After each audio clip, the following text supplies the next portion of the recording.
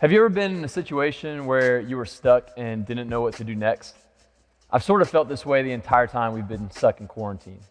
While things are slowly beginning to take shape as to when we go back to normal, there's still a lot of uncertainty with what the future is going to look like. Not knowing what the future is going to look like causes me to feel a little confused, and it makes me feel stuck. I mean, think of the different decisions people are making right now. Should we open up different public spaces? How much longer do we just have to do takeout for our restaurant? When can I have people back in my business again? Or you can make it personal. Is it okay to go hang out with my friends? Can I give my grandparents a hug the next time I see them? Do I have to wear a mask every time I go somewhere public? It's confusing and it's complicated. And today we're going to look at what to do when we don't know what is right and what is wrong. It'd be awesome if doing the right thing was always clear and obvious.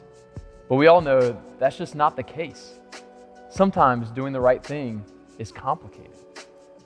If you're dating somebody, but you're texting someone else, and I mean like a lot, and you're thinking, this isn't a big deal, we're just friends, what harm is a text message?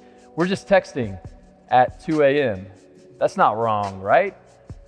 Or you come across that new show on Netflix that everybody's talking about. The first episode has some pretty inappropriate things in it, but if everyone else's parents are letting them binge it, surely I can too, right? That's not a big deal.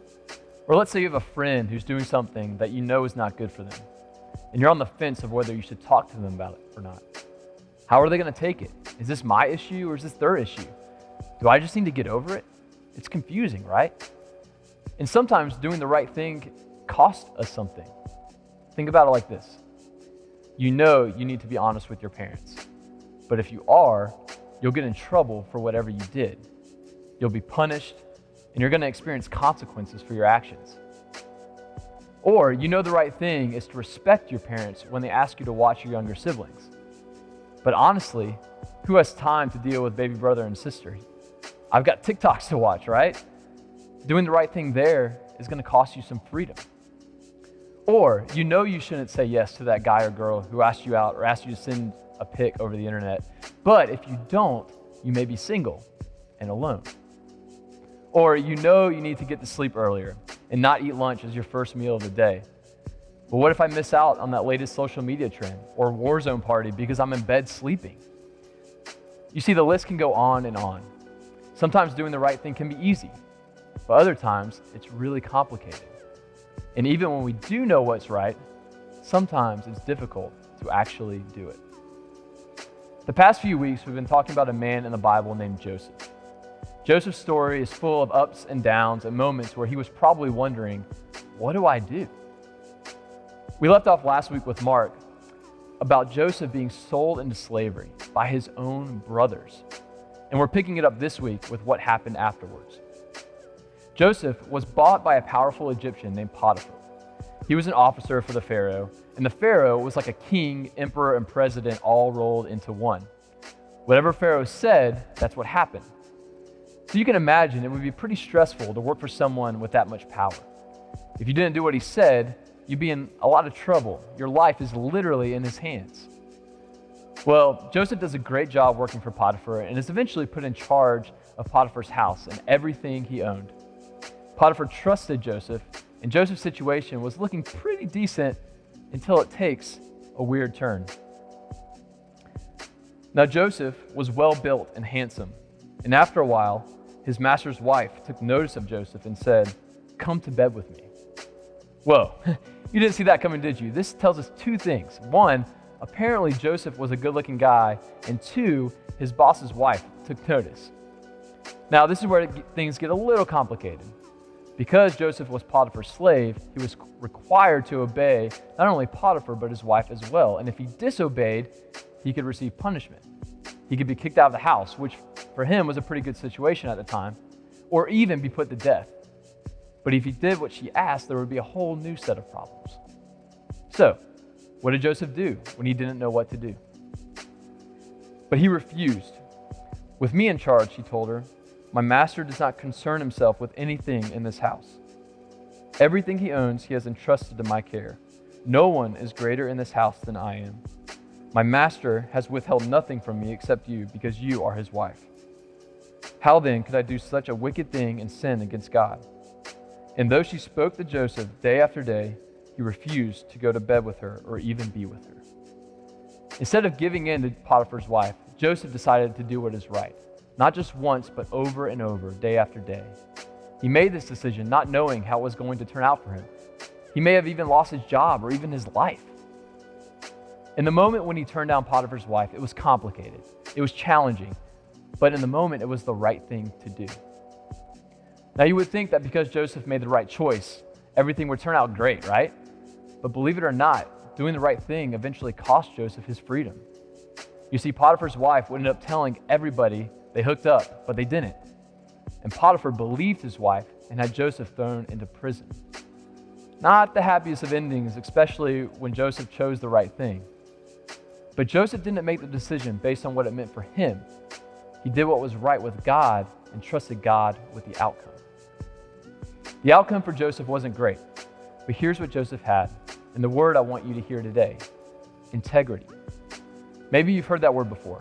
Integrity means being the kind of person who does what's right regardless of the outcome and regardless of who is around. Sometimes having integrity means you get applause, and sometimes it won't. Sometimes having integrity will cost you something, and sometimes it won't. Sometimes having integrity will make you look good, and sometimes it will make you look pretty stupid.